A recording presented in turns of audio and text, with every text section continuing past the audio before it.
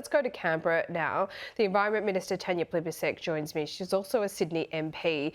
Tanya, thanks so much for your time. This news has just come through about this anti-Semitic attack in Woollahra. I just thought it'd be worth getting your response to this, because we have seen over the last year or so increasing anti-Semitic attacks in places like Sydney's eastern suburbs. But I feel like this is by far the worst that we've seen. Oh, it's absolutely disgusting, Laura, and I don't know what the perpetrators of these sorts of crimes think they are achieving. If anything, this reduces support and sympathy for their views. I'm so shocked and disappointed that people think that this is an appropriate response to what's going on in the Middle East. Yeah, I couldn't agree with you more. Let's talk about what's going on in Canberra. The social media age ban or age limit will be introduced in about 10 minutes' time in the House. Yep. I mean, are we going to get, essentially, there seems to be a fair bit of bipartisanship here, but it's just about what technology is used to actually enforce this. Are there still concerns around that? Yeah, look, of course, we know that the big tech companies are very good at solving problems. So the government's not mandating a particular type of technology. We're saying that the big tech companies need to take reasonable steps to ensure that kids under the age of 16 aren't accessing their platforms. We've set aside $6.5 million for an age assurance trial. We know that there'll be different types of technologies. We're testing a number of those types of technologies. But I'm very confident that if the big tech companies see it as in their commercial interests to put a bit of money behind finding a solution, they'll find a solution. They've got a lot of clever people working on how to get our kids addicted to technology. Yeah. Maybe they could put some of those clever people to work on protecting our kids. But that's exactly the point, isn't it, Tanya, that they don't see a commercial interest in limiting social media to those over 16, because they'd like to get these kids addicted as early as possible. Yeah, and that's why we've had to put very significant fines into the legislation. And we've said that we will fine companies up to $50 million if they are deliberately flouting these laws.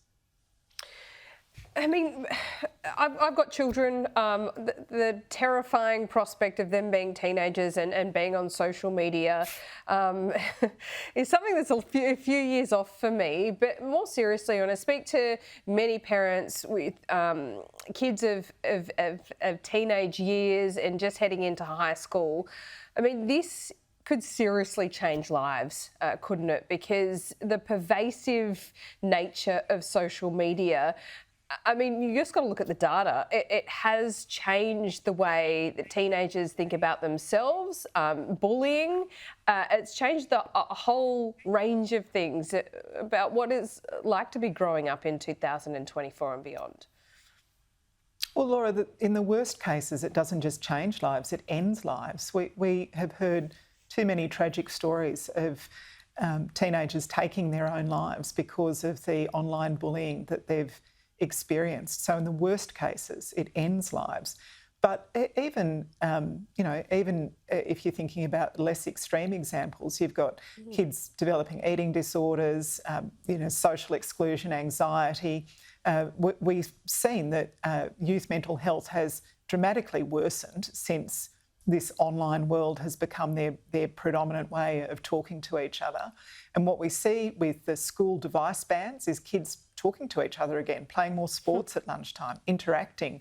So there is a very directly observable benefit by seeing kids online less.